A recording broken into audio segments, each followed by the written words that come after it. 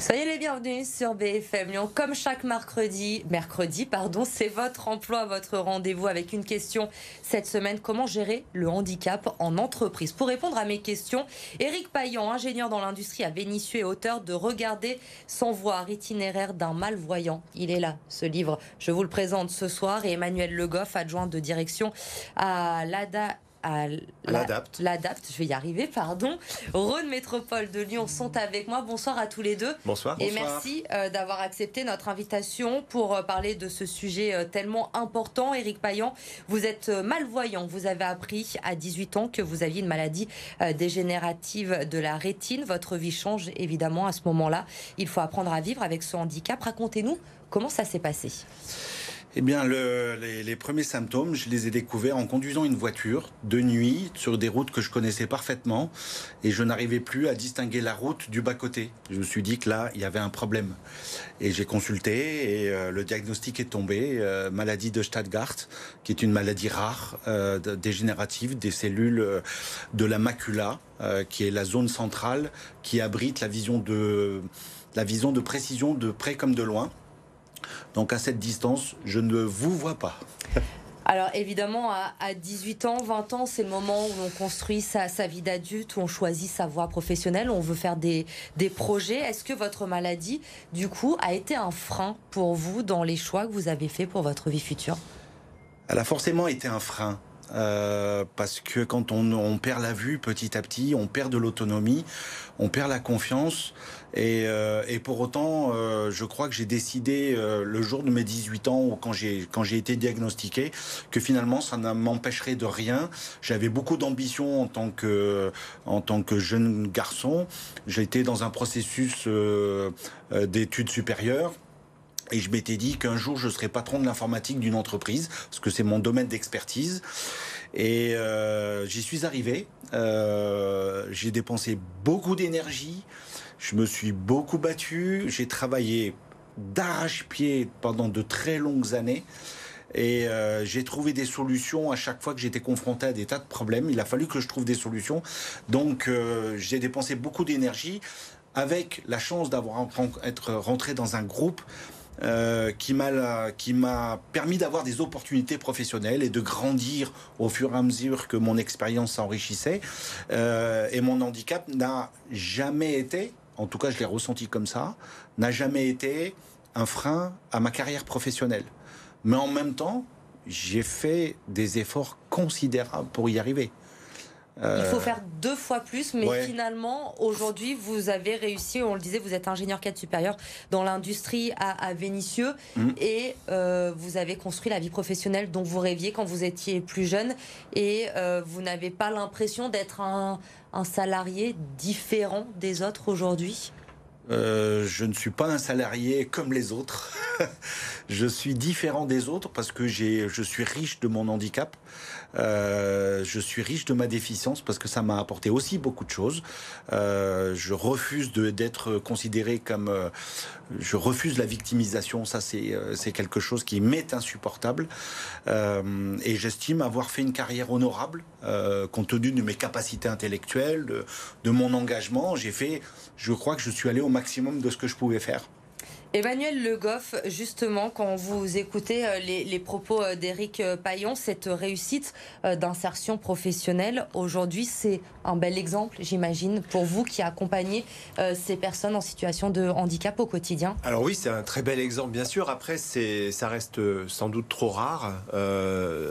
Et puis, enfin, on le voit bien dans les personnes qu'on accompagne. Là, vous avez fait preuve de pugnacité, de volonté. Effectivement, vous disiez 2 fois plus.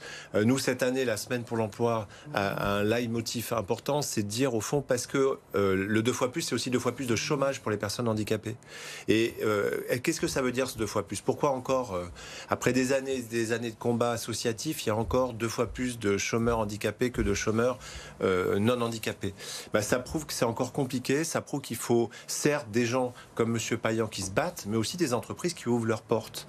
Et c'est toujours cette question du monde de l'entreprise, du monde du handicap et comment les deux peuvent se rencontrer et comment aussi on peut aider à ça, bien sûr, et faire tomber les préjugés. Aujourd'hui encore, les patrons ont peur d'embaucher des personnes en situation de handicap? Je pense qu'il y a ceux qui qui prennent pas ça comme une peur et qui prennent des risques parce qu'ils en prennent tous les jours. Quand on a une entreprise, on prend des risques. Eh bien, embaucher, c'est prendre un risque et c'est pas plus un risque d'embaucher une personne handicapée qu'une personne lambda. Mais il y a ceux qui le font, il y a ceux qui le font pas. Donc c'est sur cela qu'il faut agir. Et pourtant, il y a des lois. Aujourd'hui, on va le rappeler, l'obligation d'avoir 6% de salariés en situation de handicap dans une entreprise de plus de 20 salariés. Aujourd'hui, certains préfèrent encore payer plutôt que d'avoir ce quota dans oui, son bien sûr, entreprise. malheureusement, toutes les entreprises ne respectent pas ça. Il y a des bons exemples. Je pense au groupe Michelin qui dépasse, qui a 8%, je pense, de salariés qui sont reconnus travailleurs handicapés. Et puis il y a des entreprises qui ne le font pas. Alors c'est pas si simple, c'est pas toujours. Mais je pense que s'il y a une volonté au départ d'un responsable ressources humaines, d'équipe aussi, d'essayer en tout cas de. Nous, c'est ce qu'on essaye de faire au quotidien. C'est pas facile. Mais on a aussi des résultats. Et bon, l'exemple de M. Payan doit donner envie à tous ces gens qui cherchent du travail. C'est compliqué pour eux, mais en même temps, il y a des possibles. Vous avez été confronté, Éric, vous, au long de votre carrière, justement, à ces réticences peut-être de certains patrons? Oui, bien sûr, parce que d'une manière générale, les gens, les patrons, les responsables, les décideurs ne sont pas sensibilisés à l'handicap. Et finalement, en ont peur en disant mais je vais recruter un malvoyant, je vais recruter un malentendant, je vais recruter quelqu'un qui est en fauteuil. Il travaillera moins. Et avec des préjugés qui sont catastrophiques, alors que s'il y a un message à retenir, c'est que recruter une personne vivante avec un handicap, c'est recruter de quelqu'un qui est loyal, qui est fidèle, qui est engagé et qui est ultra motivé.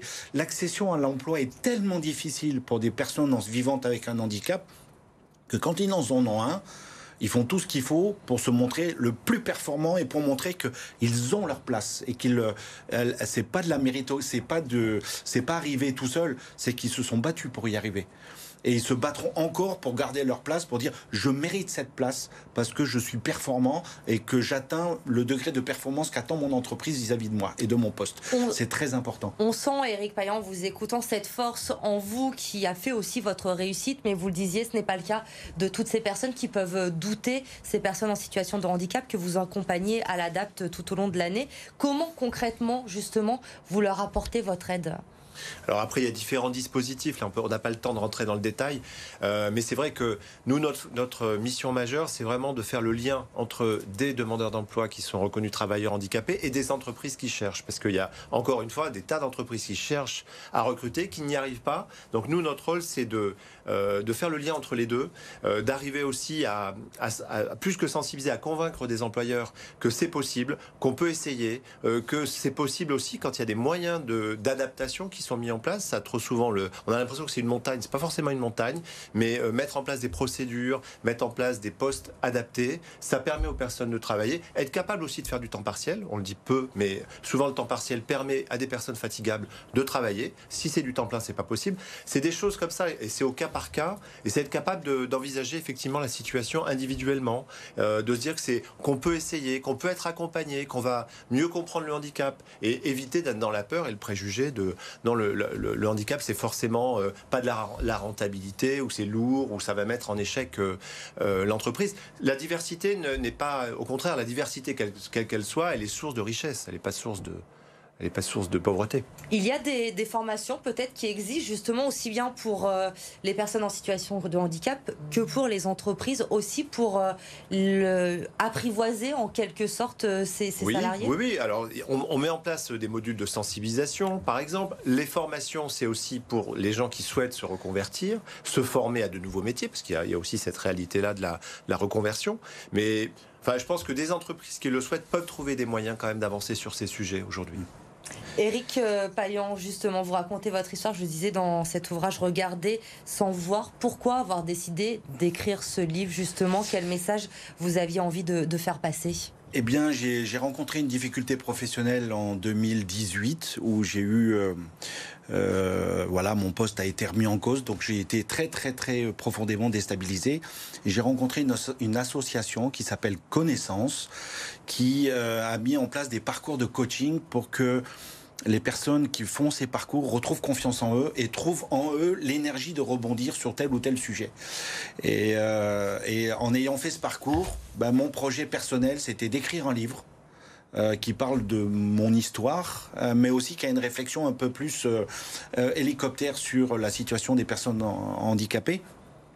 Et aussi, cette association propose aussi maintenant des parcours dédiés aux personnes vivantes avec un handicap pour justement qu'elles retrouvent en elles l'énergie de rebondir, de trouver quels sont leurs talents, de trouver leurs profondes aspirations pour rebondir sur un nouveau projet professionnel, par exemple.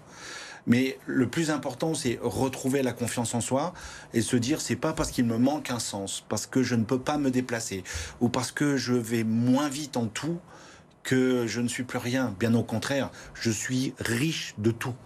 Et donc, vous racontez tout cela dans Regarder sans voir aux éditions de l'Officine. Je vous le remontre, ce livre. Merci à tous les deux, en tout cas, d'être venus ce soir sur le plateau de C'est votre emploi. On va terminer, comme chaque semaine, avec nos bonnes annonces. Comme chaque semaine, 3 annonces à vous proposer que vous pouvez retrouver bien sûr sur le site de Pôle emploi également. 60 postes de chauffeurs-livreurs qui sont à pourvoir du côté de Anse en ce moment pour des CDI. On recherche également dans le secteur de la restauration. Toutes ces annonces à retrouver sur le site de Pôle emploi. Encore merci Éric Payan, Emmanuel Le Goff d'avoir été avec moi ce soir pour ce numéro de C'est votre emploi. On se retrouve mercredi prochain bien sûr et en attendant, vous restez sur BFM Lyon. L'info se poursuit. Passez une très bonne soirée.